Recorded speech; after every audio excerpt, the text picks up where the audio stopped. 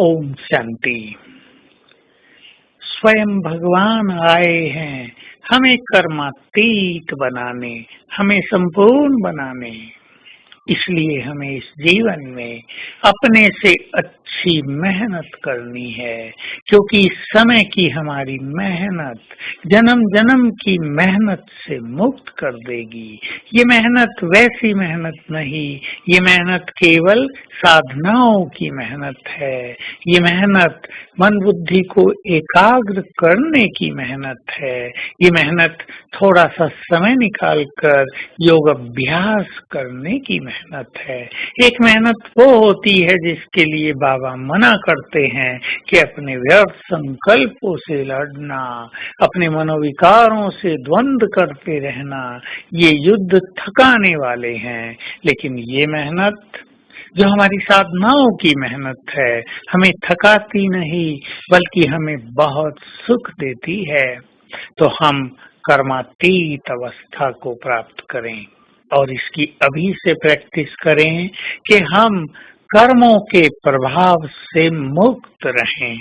अर्थात कर्म तो हम करते हैं, लेकिन उसका जो इफेक्ट होता है, जिसको बाबा कर्म कॉन्शियसनेस कहते हैं, उससे जरा बाहर चलें।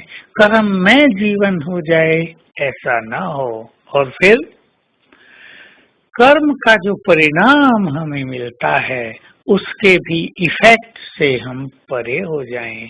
कर्मों का इफेक्ट मनुष्य के ऊपर बहुत आता है। कर्मों में सफलता मिली तो हम बहुत प्रसन्न, न मिली तो हम उदास। हमें विजय हुई तो हम हर्ष के मारे फूले नहीं समाते, और हार हो गई तो हम निराशा के अंधकार में डूब जाते हैं। लाभ हो गया तो वाह वाह बाबा, और हानि हो गई तो बाबा आपने ये क्या कर दिया। ऐसा नहीं, हम दोनों को स्वीकार करें और दोनों को प्रभु अर्पण कर दिया करें।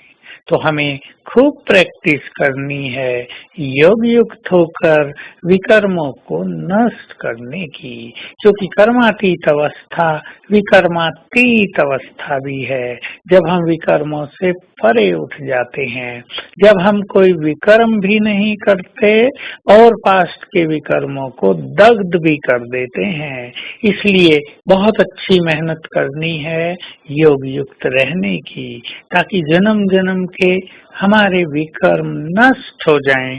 यूं ही तो हम कर्मातीत नहीं हो जाएंगे। कर्मों का बोझ, विकर्मों का बोझ बहुत ज्यादा है हर आत्मा पर। उसी के कारण जीवन में अनेक समस्याएं आती हैं, पीड़ाएं होती हैं, संबंधों में विष घुल जाता है। ये सब उसी के कारण हो रहा है। जितना जितना हम योग अभ्यास करेंगे, हमारे ये विकर्म नष्ट होते जाएंगे, लाइन क्लियर होती जाएगी। हमें ऐसा लगेगा सिर भी हमारा हल्का हो गया, उस पर होने वाला बोझ, उस पे उभरने वाली टेंशन बहुत समाप्त हो गई, हल्की हो गई। साथ साथ हम ये भी ध्यान देंगे कि हमसे कोई विकर्म न हो। विकर्म बड़े सूक्ष्म हैं। किसी की स्थिति को डिस्टर्ब कर देना, किसी की निंदा चुगली करना, किसी को परेशान करना, मुख से कटु वचन बोलना, चोरी करना, झूठ बोलना, धंधों में भी ज्यादा हेरा फेरी करना, ये सब विकर्म हैं। इनसे भी हम बचेंगे, क्योंकि यदि हमसे सूक्ष्म विकर्म होते रहेंगे तो हम योग युक्त जीवन कभी नहीं बना सकेंगे।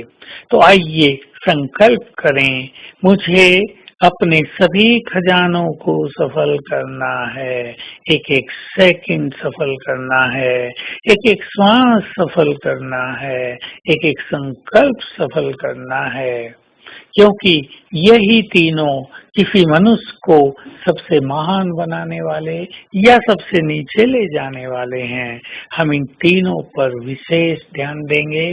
तो आइए आज दृढ़ संकल्प करें, हम अपने योग युक्त होने के पुरुषार्थ की स्पीड को और तेज करेंगे। समय समीप आता जा रहा है। योग युक्त रहने से ही ये स्थिति बनेगी। तो आज फील करेंगे, मैं आत्मा, अपने को आत्मा देखेंगे, उड़कर जाती हूँ परम धाम में बाबा के पास, बाबा को टच करती हूँ, फिर वापिस नीचे अपने देह में प्रवेश कर लेती हूँ, फिर परम धाम जाती हूँ, बाबा को टच करती हूँ और फिर वापिस आती हूँ, देह में प्रवेश कर लेती हूँ।